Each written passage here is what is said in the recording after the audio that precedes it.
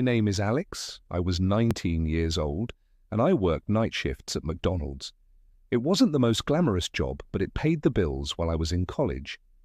The night shift was usually pretty quiet, just me, and maybe one other person manning the place until the early morning crew arrived. I remember that night like it was yesterday.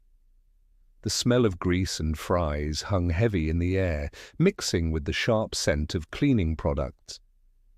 The constant hum of the refrigerators and the occasional sizzle from the fryers were the only sounds breaking the eerie silence. It was about 2 a.m. and I was wiping down the counters for what felt like the 100th time. The fluorescent lights flickered overhead, casting strange shadows across the empty dining area. I glanced out the windows at the deserted parking lot, a few stray wrappers tumbling across the asphalt in the night breeze. That's when I first noticed something off. A soft tapping sound like fingernails drumming on a tabletop. I looked around, but there was no one there, just empty booths and vacant chairs. I shrugged it off, figuring it was just the building settling or something, but then I heard it again, tap, tap, tap. This time it seemed to be coming from behind the counter. I walked over slowly, my heart starting to beat a little faster. As I peered over the edge, the tapping suddenly stopped. Nothing there but the usual mess of receipts and half-empty sauce packets. I tried to shake off the uneasy feeling creeping up my spine. It was late, I was tired, and my imagination was probably just running wild. I decided to head to the back to start on some prep work for the morning crew. As I pushed through the swinging doors into the kitchen, a blast of cold air hit me. That was weird. The AC wasn't usually set that low. I rubbed my arms, goosebumps rising on my skin. The kitchen felt different somehow, like the shadows were deeper, the corners darker. I was reaching for the light switch when I heard it. A whisper, so faint I almost missed it. Alex. My name, barely audible over the hum of the machines. I froze, my hand hovering inches from the switch. "Hello?" I called out, my voice sounding small and scared in the empty kitchen. No response, just the steady drone of the refrigerators. I flicked on the lights, blinking in the sudden brightness. Everything looked normal, gleaming stainless steel counters, rows of neatly stacked trays. But something felt wrong. I tried to focus on my tasks, pulling out containers of lettuce and tomatoes to prep. But I couldn't shake the feeling of being watched. Every few seconds I found myself glancing over my shoulder, expecting to see something. But there was never anything there. The night wore on, and I managed to convince myself I was just being paranoid, until I heard the freezer door slam shut. I jumped, nearly dropping the knife I was using to chop onions. That door was heavy. It didn't just close on its own. Heart pounding, I slowly made my way towards the walk-in freezer. The handle felt ice cold under my fingers as I pulled it open. A rush of frigid air escaped, along with, was that a child's giggle? I peered into the darkness, but all I saw were frost-covered boxes and hanging sides of meat. I quickly shut the door, my breath coming in short gasps. This was getting too weird. I decided to check the security cameras just to prove to myself that I was alone in the restaurant. The small monitor flickered to life as I flipped through the different camera feeds. Empty dining room, vacant drive-through, deserted parking lot. Everything looked normal until, wait. What was that? I leaned in closer, squinting at the grainy image of the dining area. There, in one of the booths, was a dark shape. It looked like someone sitting there, hunched over the table. But that was impossible. I had just been out there, and the place was empty. I blinked hard, rubbing my eyes. When I looked back at the screen, the shape was gone. Just an empty booth, like all the others. I let out a shaky laugh, telling myself it was just a trick of the light, a shadow playing across the lens. But then I saw it again, this time in the kitchen feed. a tall, dark figure standing motionless by the friars. My blood ran cold as I watched it slowly turn its head towards the camera. Where its face should have been, there was only darkness. I stumbled back from the monitor, my heart hammering in my chest. This couldn't be real. I was dreaming, hallucinating, anything but this. I had to get out of here. I ran for the front door, fumbling with my keys, but as I reached for the handle, I felt it, a cold breath on the back of my neck, raising the hairs on my arms. Slowly, terrified of what I might see, I turned around. The dining room was empty. No dark figures, no shadowy shapes, just vacant tables and chairs, bathed in the sickly glow of the fluorescent lights. But the feeling of being watched, of something lurking just out of sight, was overwhelming. I don't remember much after that. Somehow I made it to my car and sped home, shaking and on the verge of tears. I called in sick the next day, and the day after that. When I finally worked up the courage to quit, I made sure to do it over the phone. Years have passed since that night. I've tried to convince myself it was all in my head. Stress, lack of sleep, an overactive imagination. But sometimes when I'm driving past a McDonald's late at night, I swear I can hear whispers carried on the wind.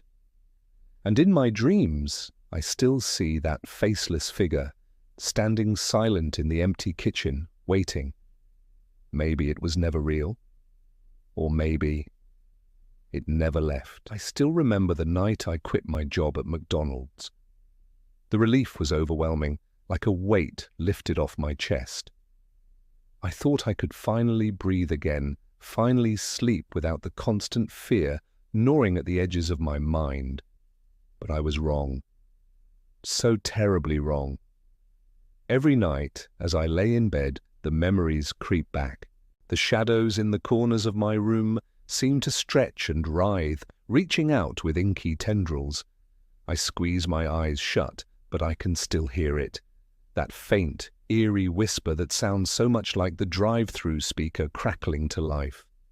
The nightmares started small, flashes of golden arches looming in the darkness, the smell of grease and fear.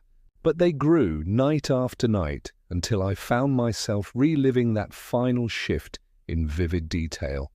The empty parking lot, the flickering lights, the feeling of being watched by unseen eyes.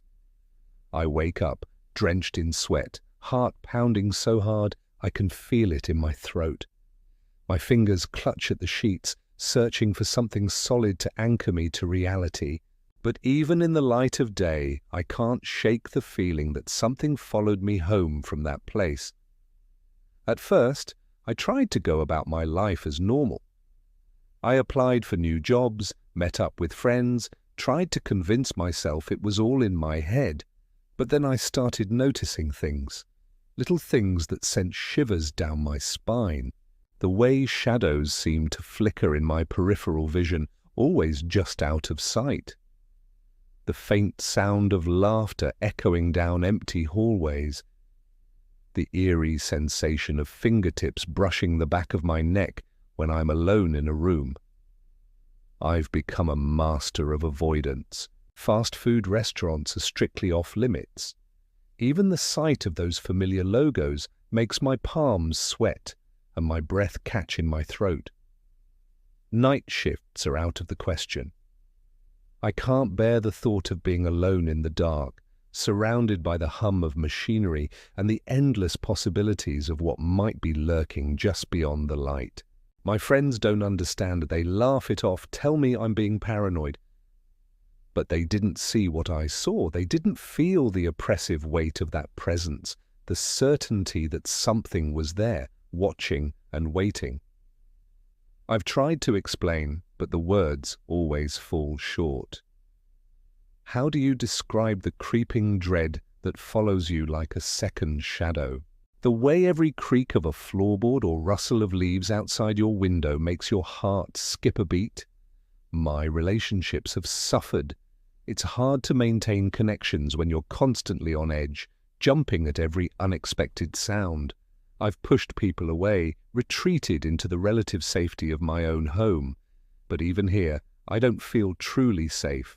Sometimes, late at night when the world is quiet, I swear I can hear the faint crackle of a drive-through speaker. A garbled voice, too distorted to make out the words, but unmistakable in its otherworldly quality. I pull the covers over my head like a child, as if that thin barrier of fabric could protect me from whatever is out there. The mirror in my bathroom has become an object of dread. More than once, I've caught a glimpse of something moving in the reflection, only to spin around and find the room empty. Now I avoid looking at it directly, averting my eyes as I rush through my morning routine. Sleep has become a luxury I can rarely afford. I fight to stay awake, knowing that the moment I close my eyes, the nightmares will return. But exhaustion always wins in the end, dragging me down into fitful dreams filled with shadowy figures and the smell of grease and decay. During the day, I try to keep busy. I throw myself into work, into hobbies, into anything that might distract me from the constant feeling of being watched. But it's always there, lurking at the edges of my consciousness. I've developed a habit of checking over my shoulder, of scanning every room I enter for potential threats. My friends joke that I'd make a great spy, but there's no humor in it for me.